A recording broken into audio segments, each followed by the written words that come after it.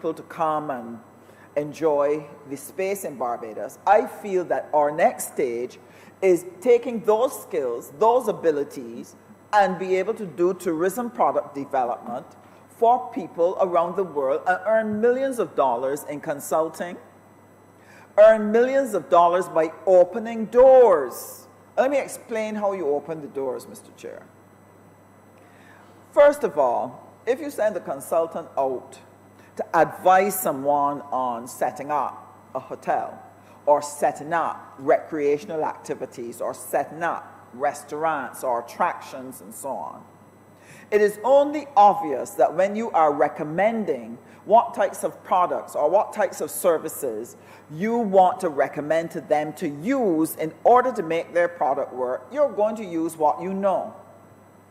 And if you use what you know, chances are you're going to be recommending the products that you've used here in Barbados. You're going to be recommending the businesses that you've engaged, because you want to be able to give certainty to the group that you're consulting with that you can deliver, or this company can deliver, what is necessary in order to make their tourism venture successful. So we can open the doors for certain products that we have here in Barbados. You can open the door for example, our juices at Pine Hill. You can open the door if we can do a revival of furniture manufacturing in Barbados. You will be able to put forward our furniture, our architects. You can put forward our fashion and design. Fashion and design isn't only about clothing, but it's also about furnishings, about curtains and the bedspreads and so on, all the things that you would need in a hotel room. If we play our cards right and engage the African space, we can build out a set of industries here that can give support to tourism product development over in Africa. And that is something I believe that we should look at seriously engaging our professionals to form a tourism product development group to be able to go through the region and in Africa and to earn from our skills. The other area that I had spoken of before, it doesn't hurt to mention it again, because I believe passionately in it. I would have shared previously with the Chamber that at the moment, Ghana actually imports 150,000 metric tons of chicken. Now, just recently, there was some talk and a little fake news going around Barbados about our putting roadblocks in the way of our pork producers, that we're going to be insisting on standards, and this is to pave the way for importing pork from outside and things like that. Nothing could be further from the truth. Nothing could be further from the truth. What we are sitting and discussing is, look, how can we take poultry and how can we take our pork industry and begin to create an export with it?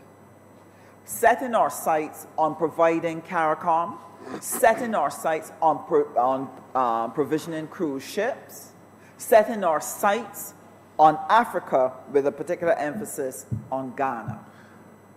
And therefore, we recognize that Ghana will present for Barbados a major opportunity for us to be able to create large-scale enterprises that will be able to trade in her space and will be able to get into her value chains and so take our businesses on the African wave. I'll be very honest with you, Mr. Honourable Chairman. Member, I regret that the rules allow you only another 2 minutes. I've learned so much from your speech, but if you could condense the rest of it. Beg your pardon? She can speak again. Okay. Yes, Honourable Member, I'm told that you may speak again, yes, but that on this occasion, the rules limit you to another 2 minutes.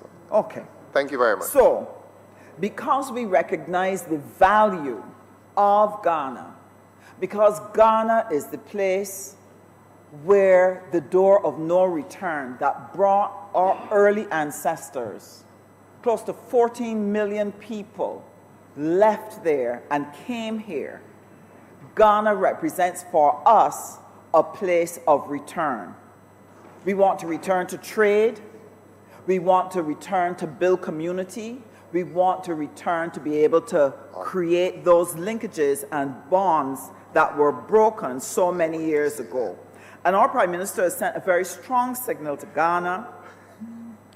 First, we hosted not only the President, but Prime Minister with an entourage went to Ghana, taking with her the bones of our ancestors, to signal to the entire Ghanaian population that Barbados is here, that Barbados has come to engage trade, that Barbados has come to establish relations, and we're now following that up by ensuring that we open a mission in Ghana and to be able to staff it, and the 3.4 million will allow us to do that in Ghana, establish the mission, and help us to put on the UNCTAD conference, UNCTAD 15, in which we hope to promote the best interests of Barbados and the other small island developing states. I'm obliged to you, Mr. Chair. Thank you very much. Honourable member for... I beg that head part. The question is that head 32 now stand part. All those members who are in favor? I'd like to say... Right, I can't speak first. Yes, I want to speak. Oh, right, good. I see. Tell me what's going on here. Yeah, if you vote, I can't speak. I beg your pardon, Honourable Member. The Honourable Member for Christchurch West. St. Philip West, I beg your pardon. Thank you very much, sir. Thank you very much. I raised ready to give my support to this supplementary. The thing about it is this, and I want to pick up from where the Honourable Member left off. We've been talking about engagements with the rest of the world for a very long time. And it is interesting that at this particular point in our development that we've recognized that we cannot continue to look to the same sources for our redemption, if one may say so. It is interesting that we are now learning about the land, or the continent rather, that most of us in this room would have come from. Mother country. And your maternal or paternal, whichever way you want to look at it, landmass, and we are now reaching out to them. And I'm very happy to see that Barbados has been that territory this side of the world to begin the process. I've always said that the interesting thing about this country is that sometimes we do things and we take them for granted. These steps that we are taking are going to be transformational, not only for the people of Barbados, but this entire hemisphere. And if we are going to be the leaders to reach out, it is important that whatever monies that are necessary be seen as an investment in our future. Not just money that you take up and spend here willy-nilly. Because there will be those who will try to say, and it had started as early as possible once we started these engagements, that this was totally just another one of those things that goes along the wayside and we're wasting money and all the things. I've seen them on social media, you see them in the press, and you ask yourself sometimes, like, what are we thinking? What are we thinking? 166 square miles. Just about probably 300,000 people if we put the persons who are not documented. There's no way under the sun that by ourselves we can, one, find full employment for our people. It's impossible. Two, with the small landmass, small populations, the ability even to feed ourselves in the way that we would want to becomes less and less probable as things change. More and more lands go out of farming. I mean, there are a number of things. But it becomes limitless when we look at a place like just the west coast of Africa alone. You're talking 400 million people. Now, we don't have the capacity to support 400 million people, but we don't need to support 400 million people. If we were only able to supply goods and services to 0.5% of that population, it's transformational for all of us on this island. And when the minister spoke about a simple thing like providing chicken, I mean, think about it. If we were able only to provide, let's say, 120 40-foot containers of chicken for one supermarket chain in Ghana. We're not even talking about the rest of the West Coast. We're just talking about Ghana alone. Can you imagine how much that would impact on, one, employment? Because obviously, you're going to need to employ a whole lot of people to fulfill a simple order like that for one chain. And you think about it, you've got a rotation of chickens every 6 weeks. So let's imagine that we were paying guys that you get off the blocks, other young people that just come out of school and looking for employment. And if they were able to produce chickens, and every 6 weeks, we were able to give them $1 per chicken that they produce. And if as a group, 4, 5, 6, 10 of them were producing 10,000 chickens every 6 weeks. It doesn't take a rocket scientist to work out the impact that that alone would have on our entire country. And this, sir, is what the creative economy is all about. Because oftentimes when we talk about the creative economy, people see it only as music, drama, and the arts. But the creative economy cuts across everything. Agriculture, sport, cultural product, I mean, whatever you can think of, innovation, it cuts across it. And that is why I always contend that this notion of a creative economy is going to be transformational for us. And imagine if we have companies in Barbados who can't fulfill these things by themselves, but they can partner with their neighbors in St. Vincent, in Grenada, in Guyana, in Suriname. The pool becomes wider and wider. And it changes not only the lives of us here, but it impacts on our neighbors in a very positive way, with Barbadian companies leading the way. And so I see this as a step that will not just only transform lives in terms of business, in terms of money, but in terms of how we view each other. Now, I know from my own experience that press, foreign press in particular, and television, have painted for us pictures of Africa that speak only to gloom and doom and despair.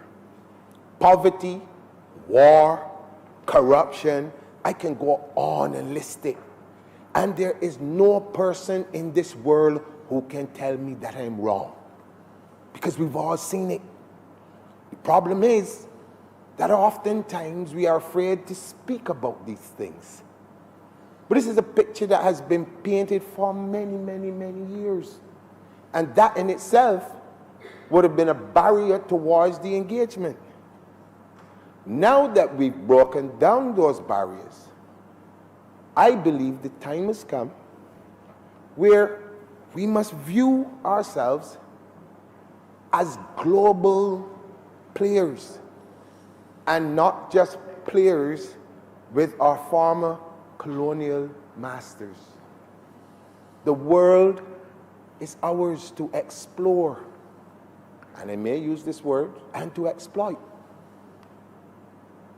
We have been exploited for many years, but it is our turn now to get in on the action. And I always say to people, If you follow the news closely, you will notice that very early last year, a number of leaders from Europe found themselves in Africa discussing business and business opportunities and all sorts of things. And you can see other persons from other parts of the world also doing the same. What does this say to you? That Africa is ripe for business. And when you look at it, who do you think should benefit more than anyone else from all the opportunities that exist?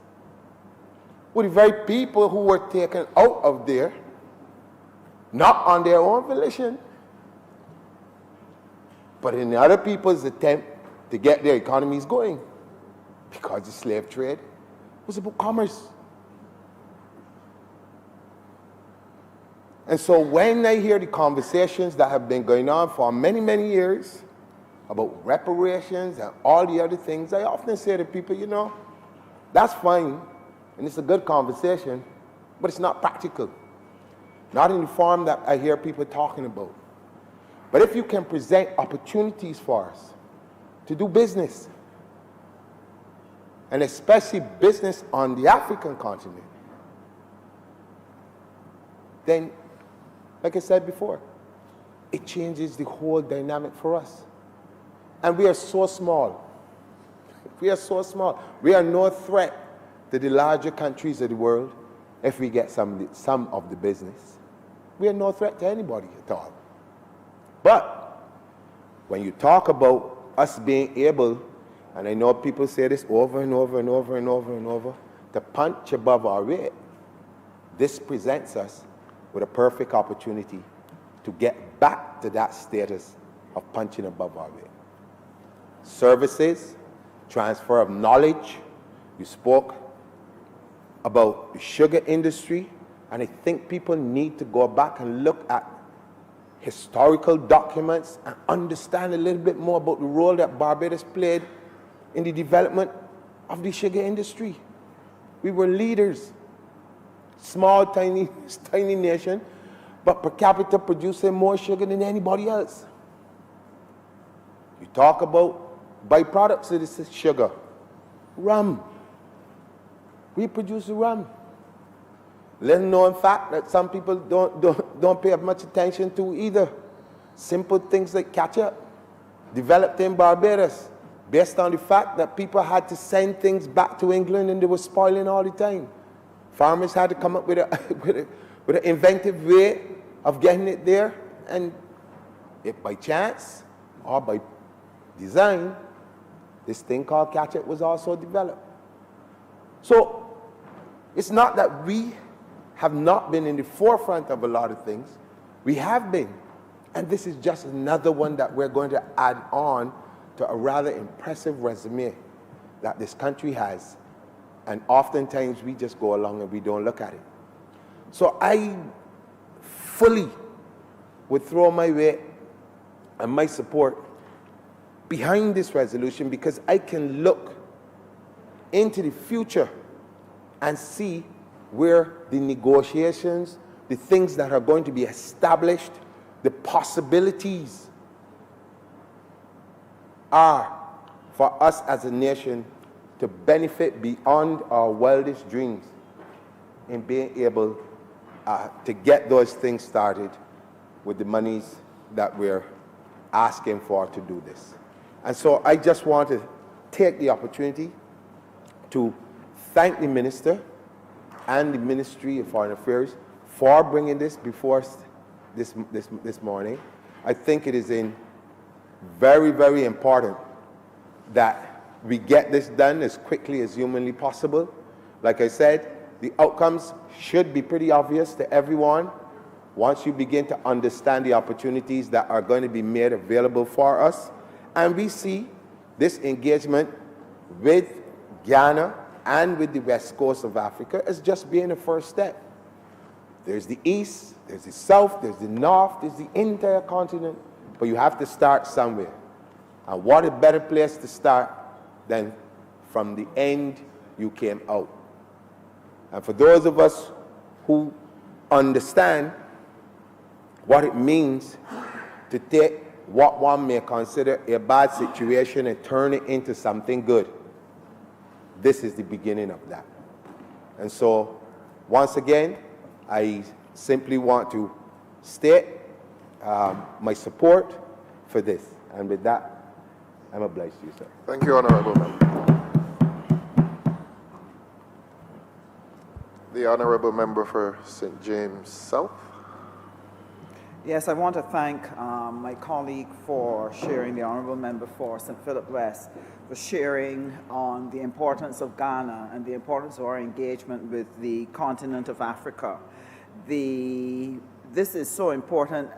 He and I have spoken about strong collaboration between a number of ministries: culture, commerce, business, foreign trade, agriculture, to look at how we are going to make the most of the Ghanaian connection and how we're going to be able to convert it into the necessary trade. The strategy that the Ministry of Foreign Affairs and Foreign Trade is seeking to adopt in relation to Africa, using Ghana as an entrance point, is one, establish a mission, staff it. Yes, you'll have your ambassador, but you will also have people with commercial leanings who will be working in that mission, because their job is to be able to facilitate the engagement of Barbadian enterprises in the Ghanaian space. Two other areas that we believe will perform well in a place like Ghana would be the issue of culture and the management of festivals. That's another area that they've asked us to engage in, and we'll be discussing that with the Ministry of Culture within the next few months, and how we can use, again, our festivals as an opportunity to promote Barbadian ingenuity, Barbadian design, Barbadian products, and so on, and also Barbadian services. We have quite a few people who deal with event management and putting on shows and so on, and we can definitely engage them in a cluster approach to the entertainment services and the cultural services to put it in the Ghanaian space. One of the things I must, the Bible tells you that you shouldn't envy people and you shouldn't long after things that belong to other people. And I try very much not to do that, but I'll tell you this, Mr. Chair. The African Free Trade Area is something that I long after. The African countries have come together, and the majority of them have formed an African Free Trade Area. And that is a market of well over 1 billion people. And to be a part of that trade arrangement where your goods can enter that space and move through that space without paying taxes, without paying duty, is something that would be so beneficial to Barbados. It is unbelievable. And I long for us to be able to do some negotiation with them to see if we can be a part of that space. However, in initial discussions, Prime Minister and the Honourable Senator Jerome Walcott, who heads up the Ministry of Foreign Affairs, have started some discussions in order to start discussions around developing some trade agreements with the countries of Africa. And this is something that we're going to be pushing a lot in this year of 2020, because we believe that if we are able to create that space, that our service providers, our manufacturers can get in there and begin to do business in the African continent. Now, people might ask, will they welcome us in Africa? believe me, we will get a huge welcome, and I want to share why. When I first started speaking, I explained about the fact that Africa recognizes that they have common cause with us, and therefore they've been reaching out to their diaspora. As a matter of fact, Ghana celebrated the year of return. 2019 was their year of return. That's the equivalent to the regathering here in Barbados that we're doing in 2020. They sent out invitations across the world to attract their diaspora to come home. They've actually given citizenship to some of those diaspora persons so that they can reconnect and have a stake in Ghana. And when our Prime Minister went with a group into Ghana, and she took a team, you'll remember, I would have shared earlier, that she took back the bones of the ancestors to Ghana, showing that Elmina, which is the door of no return, can be a place of return, that we are returning to Africa. We left to come to a place of oppression, we came to a place of enslavement, we came to a place of misery. But now, what we're seeking to do now is to reverse that middle passage now and to go back to build relations of mutual respect, of mutual benefit, to reconnect with family. And therefore, we took with us bones that had left Africa all those years before and returned them to their home. And that appealed to me a lot. And I will explain why. Because Joseph, going back to the biblical story, when he was in Egypt, Joseph learned all that he could in Egypt. But Joseph never lost sight of the fact that he was a Jew and that his destiny was with his people, the Jews, and he understood that destiny, and he said, I want to be a part of it, even if it is only my bones going with you from Egypt to that promised land. He knew he would never see or experience it in the flesh, but he so wanted to be a part of it. He said, take my bones with you. And that is what we did. And the symbolism of that was important for the relationship with Ghana, because they want to engage us. I had the privilege as the acting Minister of Foreign Affairs and Foreign Trade while the regular minister was out to entertain the ambassador, the Ghanaian ambassador to the African Union. He came to Barbados on a conference, and he wanted to have engagement with our Prime Minister, Mia Moore-Motley.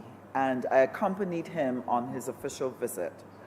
And in talking with him, he said constantly, I feel as though I am home. When I walk around here and I look at the faces, these are faces that we have at home. You all look like us. Barbados looks like where I've come from. Everything is so familiar. How the policemen are dressed, how the town is laid out, the buildings, the things we do. And he was in awe, and all he wanted to do was to walk down Bridgetown. And we sent a security officer and the permanent secretary with him to engage, because he was just taken with the fact that he felt like he was seeing a little Ghana here. And it meant so much to him.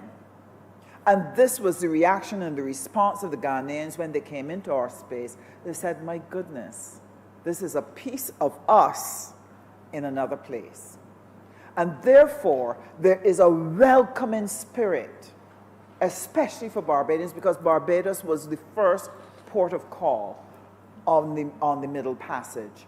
And therefore, our re-engagement now is going to be at a different level, for a different purpose, but we believe that together, Ghana and Barbados can establish a meaningful relationship that will provide opportunity for this region to be able to grow its economies, to be able to make the economic, political, and social connections that will allow us to do each other much good.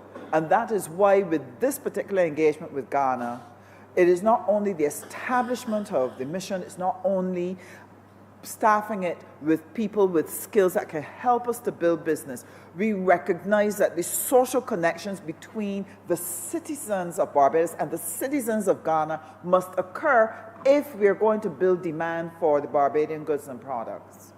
And therefore, our engagement in terms of having exchange visits, our engagement in terms of doing live streaming, which we started to do when we had our Emancipation Day. We made a connection with them, and we were able to celebrate with them. We were at the gymnasium, and they were connecting with us via live streaming on social media. So we want to be able to do a number of things. We would love, for example, to be able to take road tennis into Ghana. We want to be able to take a part of our Crop Over Festival into Ghana. We want to create the opportunities for the peoples of the two areas to come together and to build those connections. And we believe that this will be the fastest, most efficient way to build demand for each other's goods and services. And that will allow us to be able to meaningfully engage Ghana. So I'm sure you can tell, Mr. Chair, that I'm thoroughly excited about our Africa engagement, and therefore I am highly pleased to have had the opportunity to be able to present this resolution. We believe the 3.4 million is going to go far, and we believe that it will give us the start to be able to engage the African continent in a very meaningful way and to build a place, a future for all Barbadians and the prosperity of our nation. I'm obliged to you, sir. Thank you very much.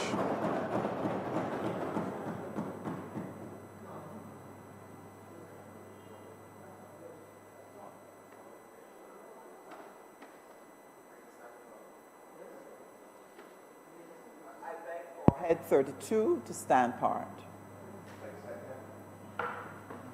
The question is that Head 32 stand part. Mr. Jones, could you help us here, please? What could you state the number, the sum? There's a sum? It's a sum of 3.4 million. Thank you very much, Honourable Member. And who seconded? Thank you very much.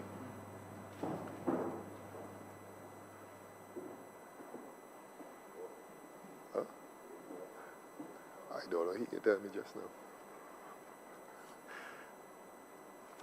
I'm waiting on Mr. Jones, if you don't mind. Thank you very much, yes.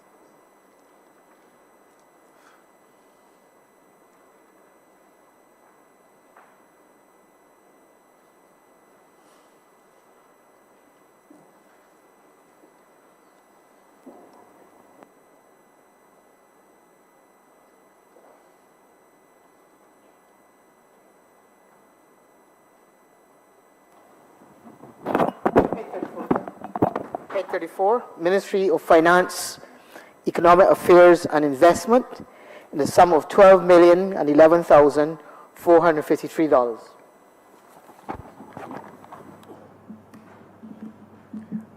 Honourable Member for Christchurch East Central. Mr. Chairman, I rise to request the supplementary under the Ministry of Finance. Specifically, sir, just to indicate that the sums being requested here reflect. I was with Honourable Member, could you accommodate us for a bit, please? Thank you very much. 834. 32 or 34? We got to vote. We didn't vote on anything.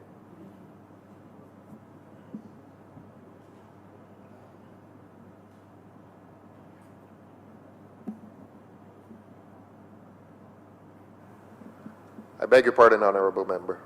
East Central, just a second, we have to revert to some earlier business. I'm sorry. 832. The question is that Head 32 now stand part.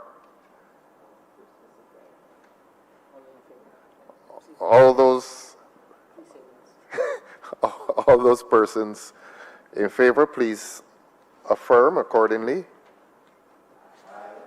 And all those persons who oppose it, please do so accordingly. It seems as if the affirmations are unanimous. Thank you very much. We can go back to Ryan now. May I?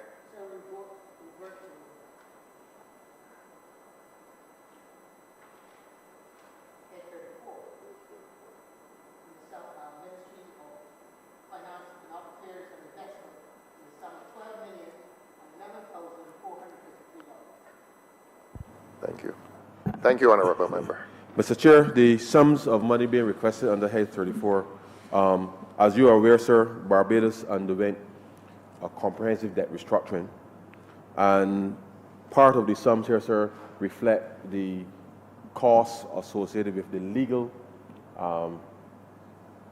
services that would have been utilized by the government of Barbados, sir, of the firm Cleary, Gottlieb, and Hamilton LLP, with respect to being able to settle, sir, not just the domestic, but also the external debt restructuring that took place.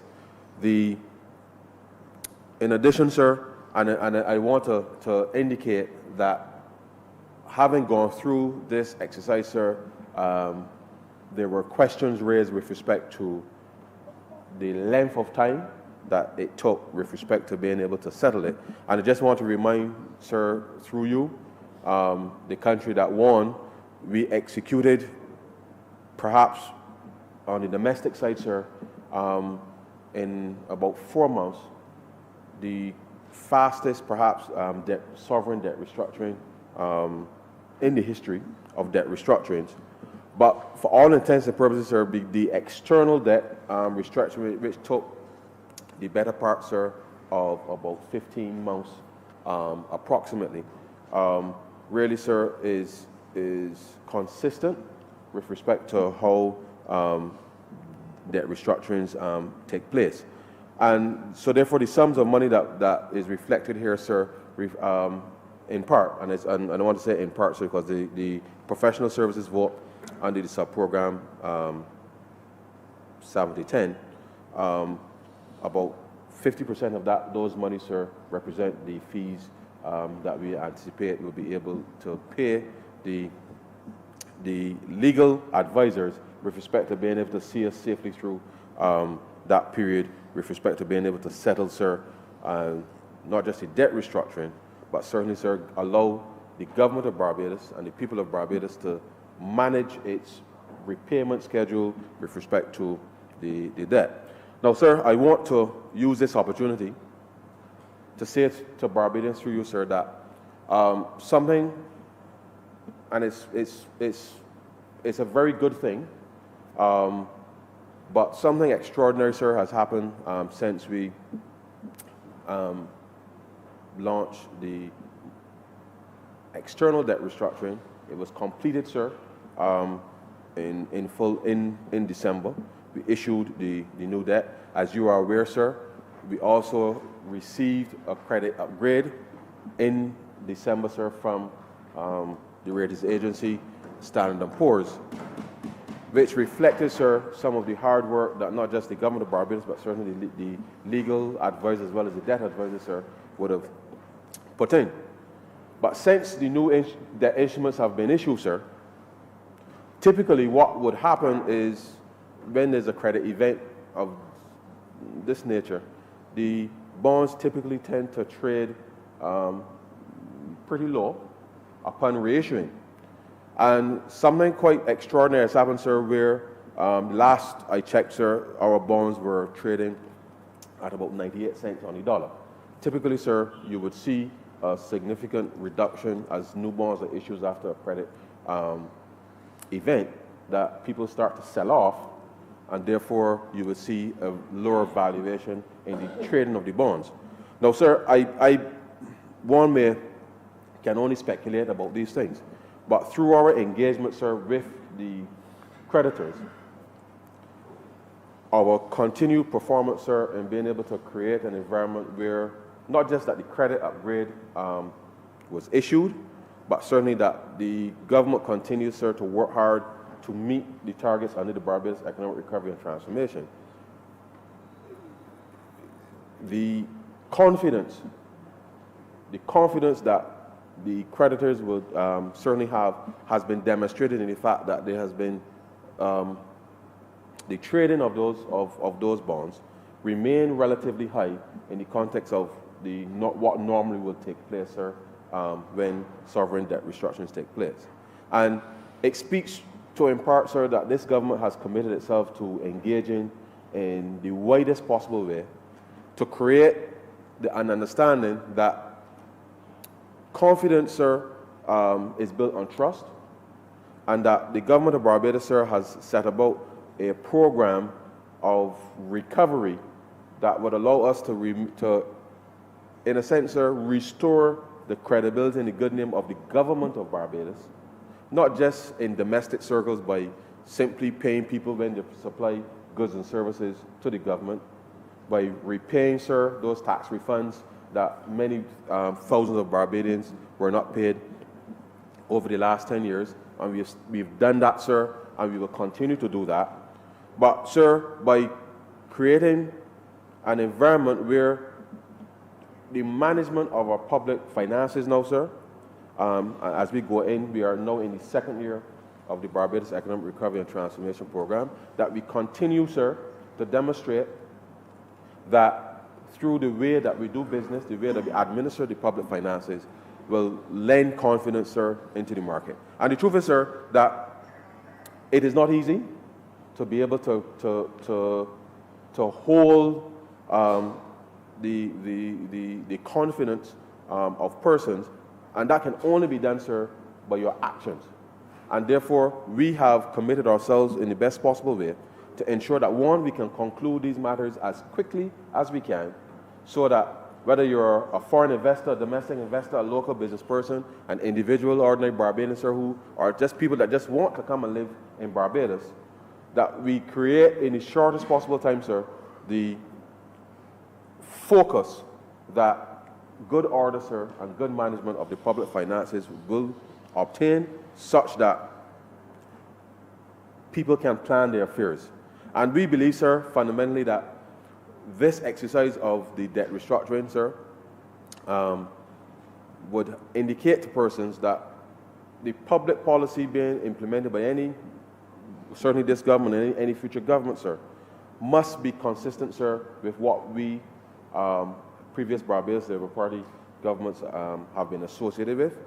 We have come to office and found a position, sir, that was completely untenable in the context of the significant deterioration in the quality of economic services in the country, which has led, sir, to a spin-off that has impacted every single Barbadian, every single business, sir, in this country. And as the government certainly has gone about this debt restructuring, we want to further indicate that as we move forward, sir, and I want to take this opportunity through you to say that we too recognize, and I want to reiterate again, sir, recognize that a number of businesses in the country, and certainly in the context of a number of the programs that government would use on lend to government, that we're in the process, sir, of looking to see how best we can create a framework where we can, in a sense, sir, in a cohesive and a coherent, way, see how we can restructure some of the debt that government agencies, for example, like Fund Access or EGFL and the like, sir, that we too must look and see how the government of Barbados can restructure debt that would have been lent to businesses across the country in the context, sir, that the economic environment that they were operating under was so severe, would have been so severe, that we too know, as a responsible government, having restructured the sovereign debt, that we now must see, sir, how we are going to, having achieved stability, determine how we can deliver relief, sir, through the various funding lending agencies of government to businesses, recognizing, sir, that over the last, sir, certainly previous to us taking office, sir, that a number of businesses in this country, sir, were operating in very, very, very harsh conditions, and that, one, the ability of those businesses to continue to not just survive, but to enhance their own investment and to expand, obviously would have been compromised. And so therefore, we are in the process, as I said, sir, of reviewing how we can restructure those government's provision of loans to the private sector.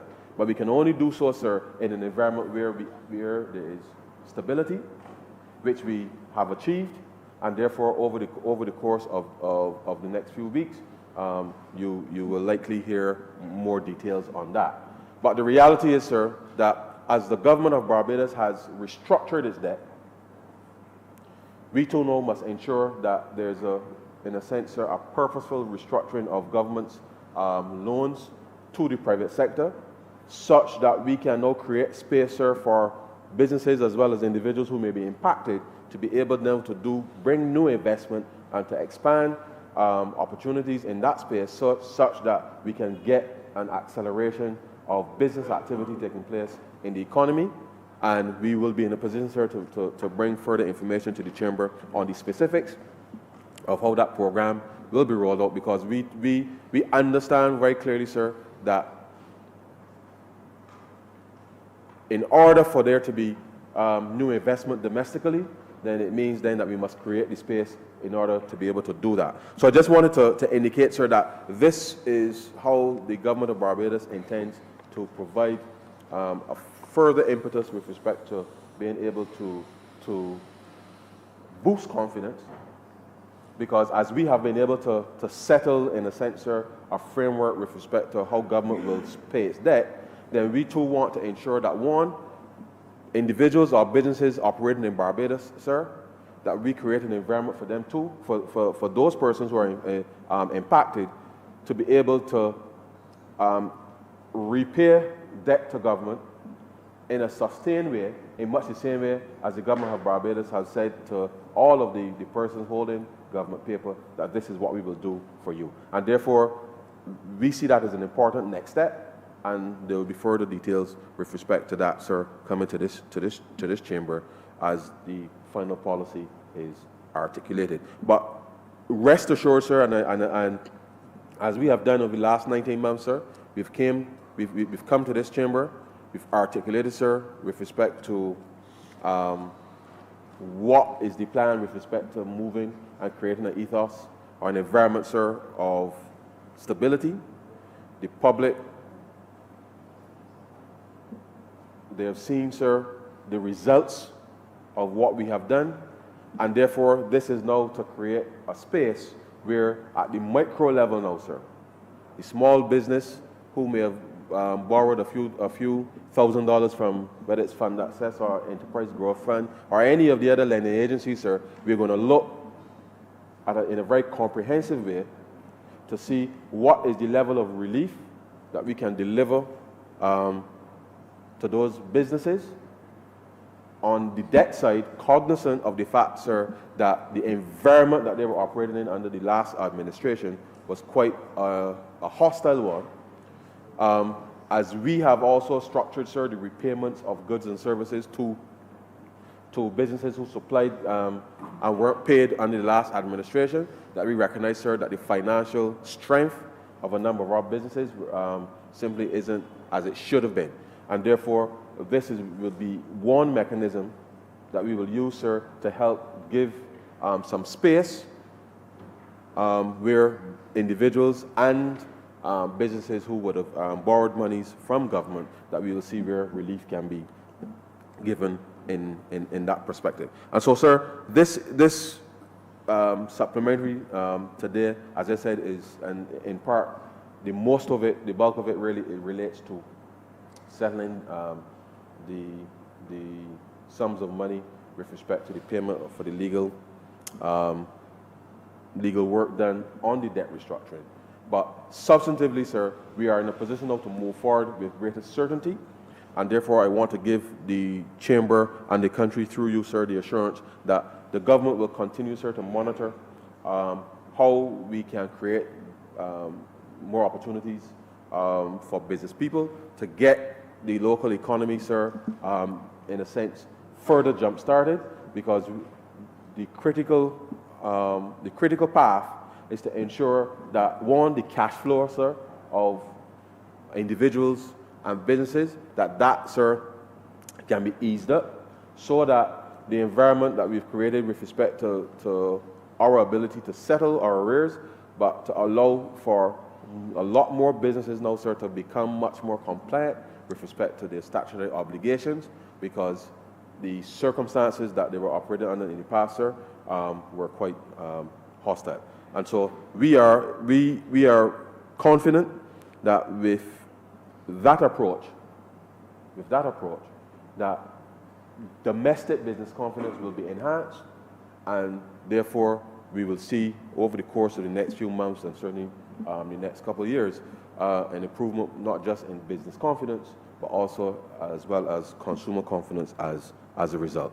Some of the remainder, sir, of the funds relate to the POLTA, the Public Officers Loan program, sir, of some $500,000 with respect to that program, which, as it says, sir, is to provide vehicle loans to parliamentarians and registering officers. In addition, sir, part of these funds would also, as the ministry, we have engaged, sir, a number of advisors with respect to policy formulation.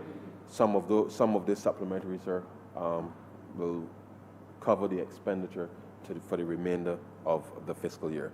And so, sir, this sum of $11,453, sir, is really to support the work of the Ministry of Finance with respect to the overall debt restructuring of the country.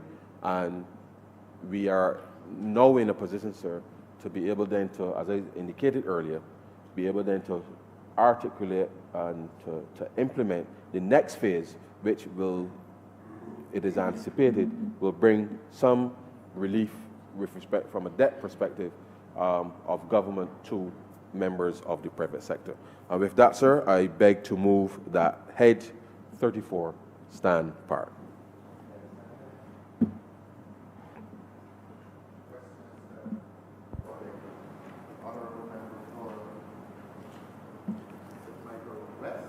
Thank you, Mr. Chairman.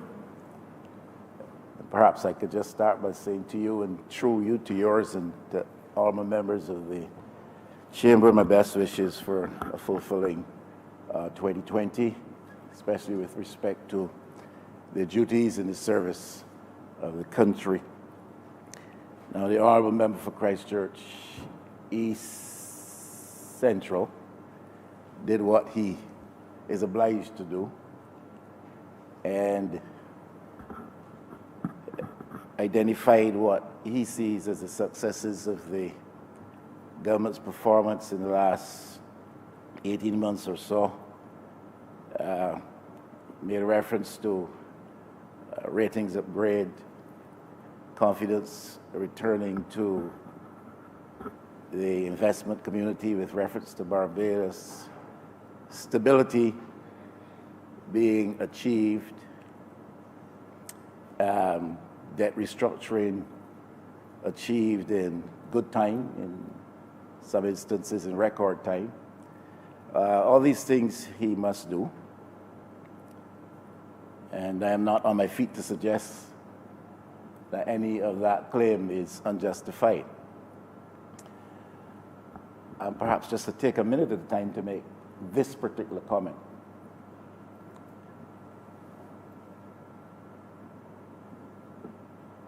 We were told that the White Oaks Advisory Group and their engagement cost us about $54 million. I personally don't think that questions have been fully answered.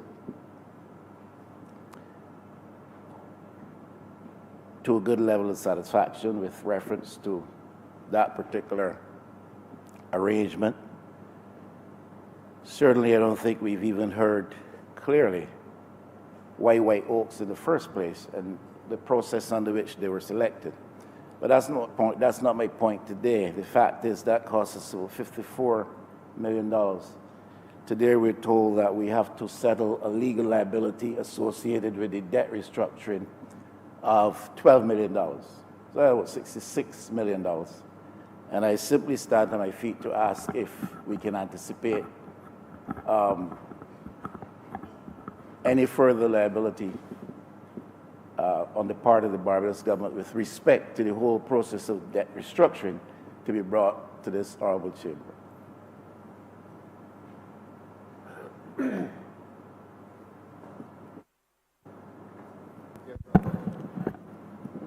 Mr. Chairman, I rise to remind the chamber that when we came to office in May of 2018, we took on the afternoon of May 25th, sir, a briefing from the officials of the Ministry of Finance, the Central Bank, the National Insurance, and the economic team at that time. And whilst we had, as a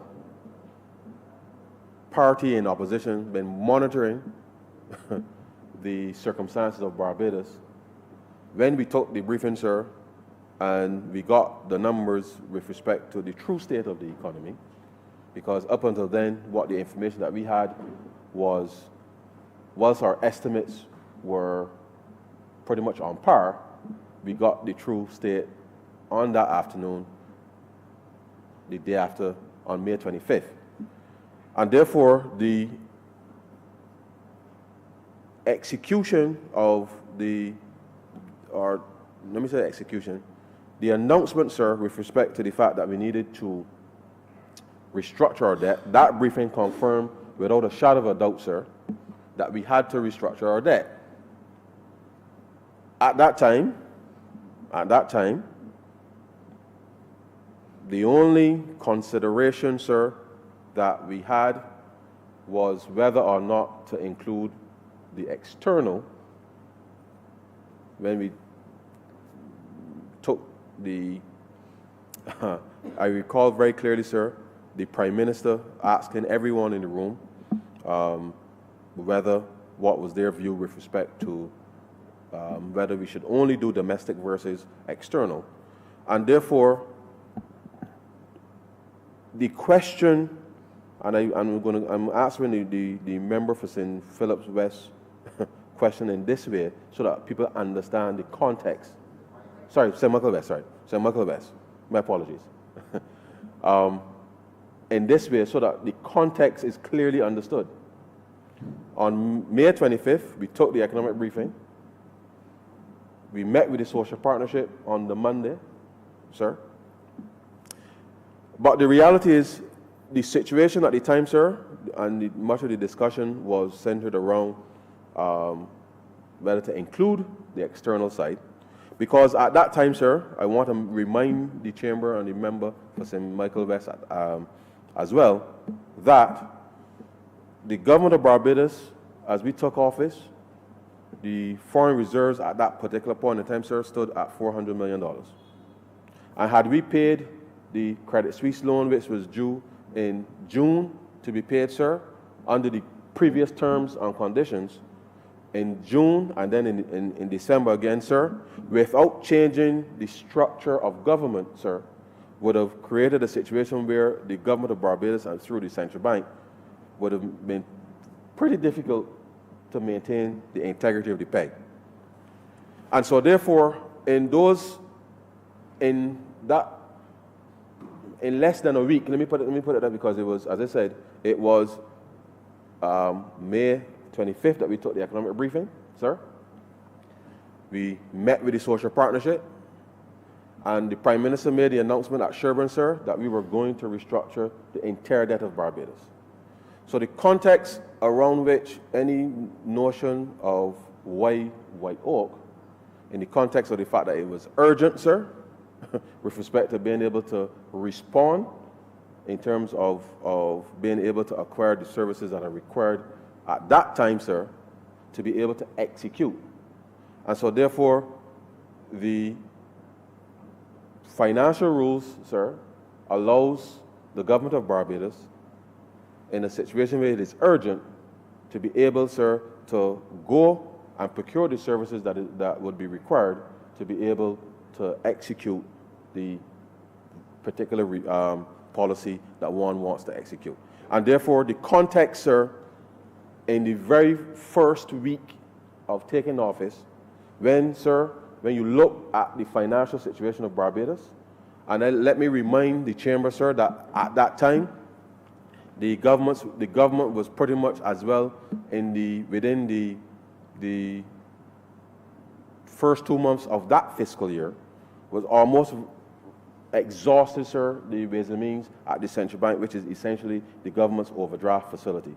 So the reality is that the government took decisions with respect to how it's going to make, how it's going to address what was a clear debilitating impact on all of us in Barbados. We sought the best services available, both on the debt advisor side as well as on the legal advisory side, sir, in order to ensure that this process was not protracted. Because the one thing that people require, sir, is some sense of certainty, and we sought the best advisor to be able to do that. And so I just wish to remind the honourable member that as government, we took decisions. Those decisions that we took in that very first week, sir, have all come to demonstrate that we took the best judgment with the information available at the time, sir. And as a result of that, sir, not just the public finances, and the people of Barbados, but there is greater confidence in the management of the public finances in Barbados at the moment. And therefore, sir, within that context, I stand 100%, sir, behind the decisions that we took, because when faced with a situation where the country was barreling over a cliff, sir, we had to pull it back. And in pulling it back, we sought the best possible advice that we can get, and therefore, I fully support the decisions that we made at that time. But having said that, sir, yes, we have restructured the debt. Barbados is not yet out of the hole that we found ourselves in, because there are a number of other reforms still to be done to be able to get ourselves out. Our debt to GDP, sir, is still above 100%. When we left office, the debt to GDP was about 66% at the end of 2007. Our mission, sir, is to restore it to 60% of GDP by 2033. And this government, sir, will continue to implement the policies that are required to be consistent with that.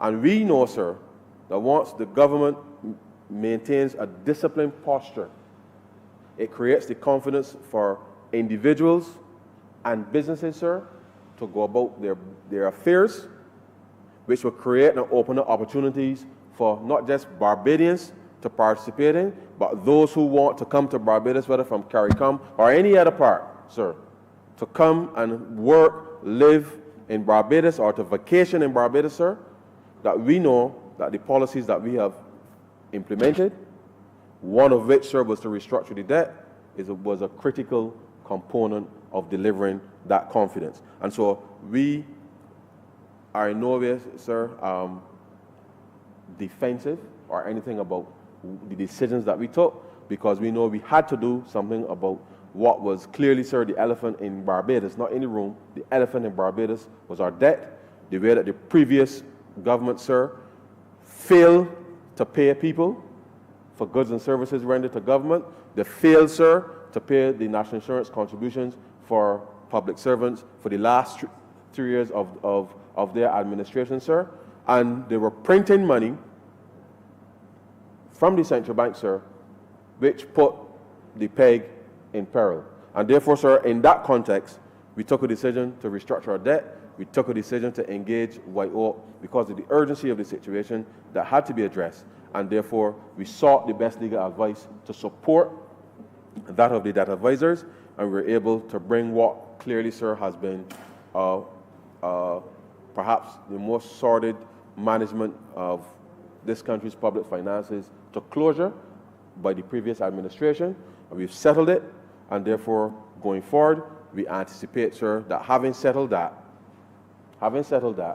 and by bringing our debt to GDP to 60% to 60% by 2033, that unless, sir, the people of Barbados determine that they wish to go in another direction and another government chooses a different path, then we do not anticipate, sir, that there will be any costs associated with debt restructuring, because the path that we have put this country's debt to GDP on, which is down, should not see the need, sir, to re-engage any other debt advisors or legal advisors as it relates to debt, because this government, we've created a path, sir, where we can provide that fiscal sustainability, which will lead to greater debt sustainability. And so, sir, I thank the member for giving me the opportunity to express that, because it is important for the people of Barbados to be reminded that you must be careful, sir, who you vote for. You must be careful of the people that you vote for. You must be careful for the people you vote for, because when we all start on a mission, we in this room, sir, are still committed to the mission that we went to the people to execute. We are executing that mission. As far as I'm aware, all of us in the room are still committed to the mission. So all of us say, sir, is that going forward, so long as the people of Barbados maintain their confidence in the Barbados Labour Party, there will be no need for any further debt restructuring, because our policy, sir, is to restore debt sustainability by 2033. And so long as the people stay with us and we stay with the people, sir, and we stay with the people, not break away and try to do our own thing, sir, we will stay with the people. And once we stay with the people, sir, then there will be no need for further debt restructuring or any associated costs, because our policies, sir, our policies have restored not just the economic fundamentals, sir, but truly, I think, the pride that is synonymous with Barbados, and that Barbados was always seen in the region, sir, as being fiscally responsible. The rest of the region looked up to Barbados, sir, and therefore that is the path that we have put Barbados on again. And should the people wish to remain on that path, then it will say, sir, that this Barbados Labour Party government will remain committed, sir, to providing the leadership that is required to stay on that path, such that we don't ever have to go back through an exercise like this again. And with that, sir, I beg to move that Head 34 stand part.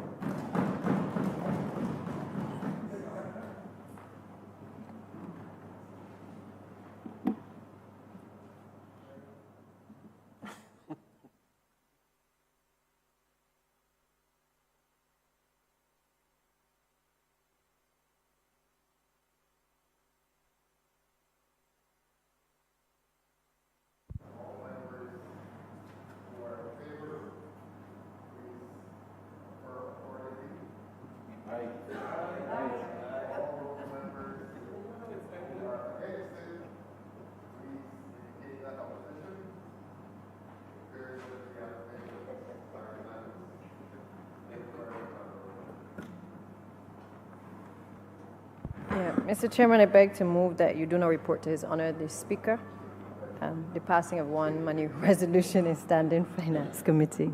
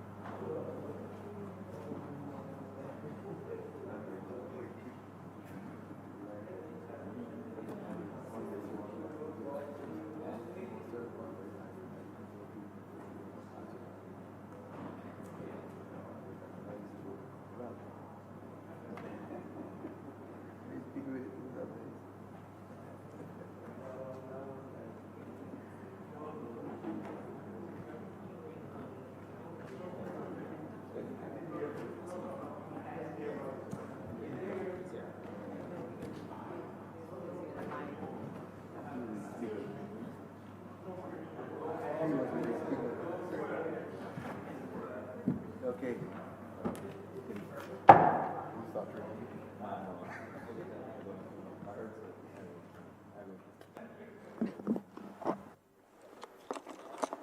The chairman of committee has reported the passing of one money resolution in standing finance committee.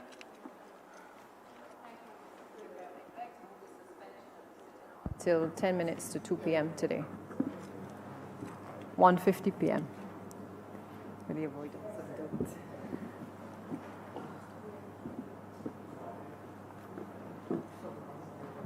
Suspension until 10:30.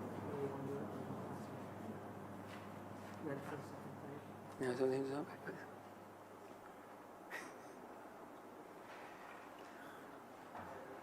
Yeah. Go past it.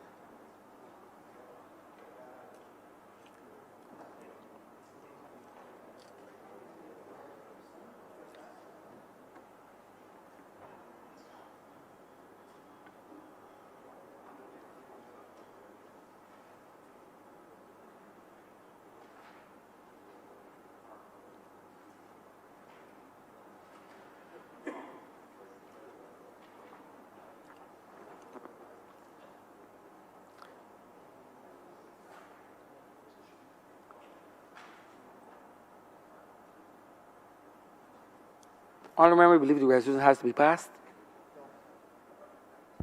Is it agreed already? Yeah, yes. I will already. Mr. Speaker, I beg to move that this resolution be read a first time. The question is that the resolution be read a first time. All those honourable members in favour, please say aye. Those against, please say no. Me think the ayes have it. Mr. Speaker, the question is that this resolution be read a first time. No, first Sorry, a time. second time.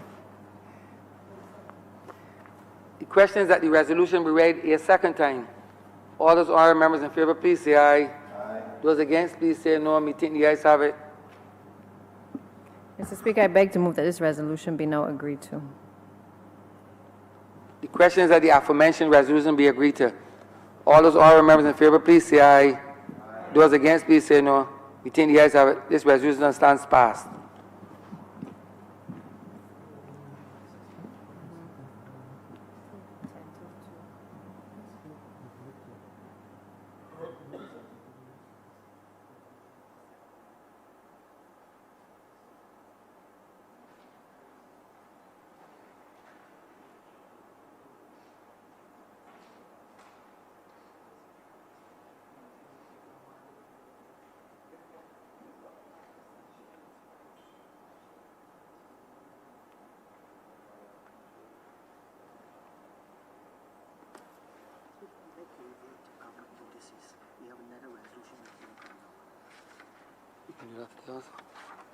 You join the government business.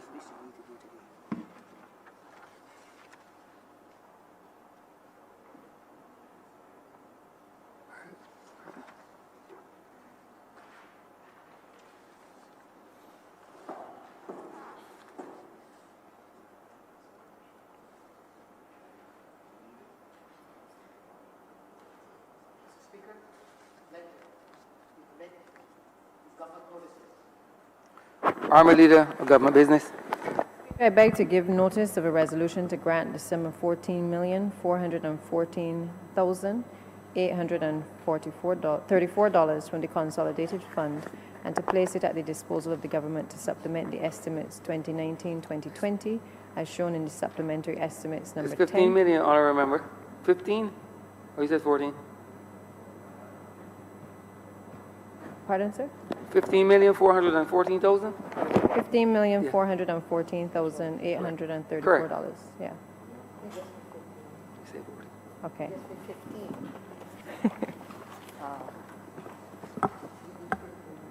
Yeah. 15,400,000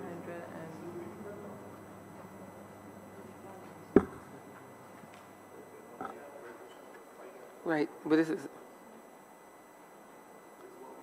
right. But this was the I don't remember the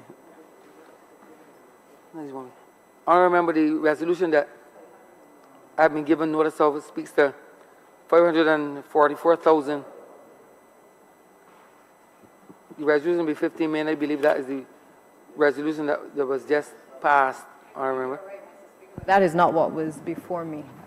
So I beg to move that the resolution in the sum of $544,000 be granted from the Consolidated Fund and be placed at the disposal of the government to supplement the estimates 2019-2020 as shown in the supplementary estimates number 11, 2019-2020, which form the schedule to the resolution.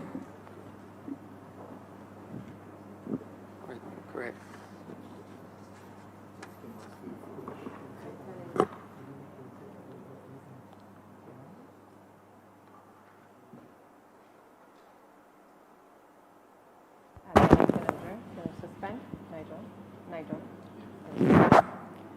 Mr. Speaker, I just would want members to be mindful that when we return after lunch, we intend to debate the Integrity in Public Life Bill.